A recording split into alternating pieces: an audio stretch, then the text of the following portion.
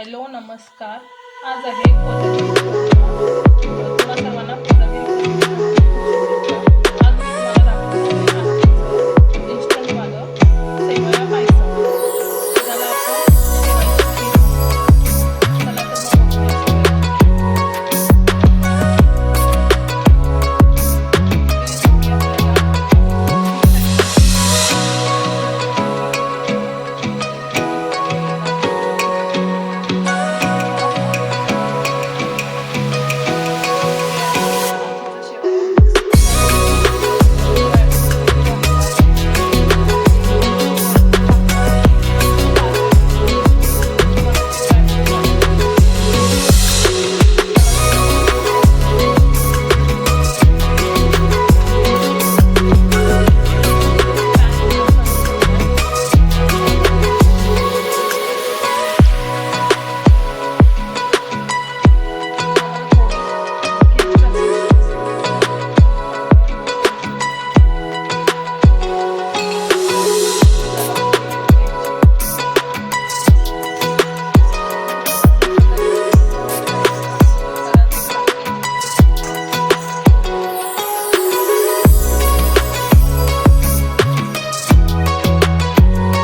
छानशी वाफ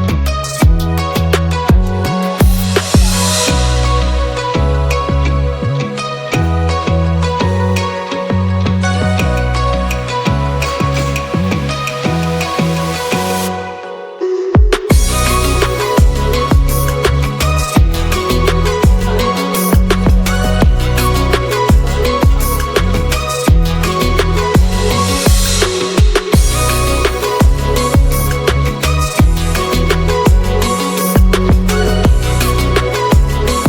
अगोदर खीर घालायची. गुळ घालायचा. हे आहे आपली तयार अशी शेवयाची खीर.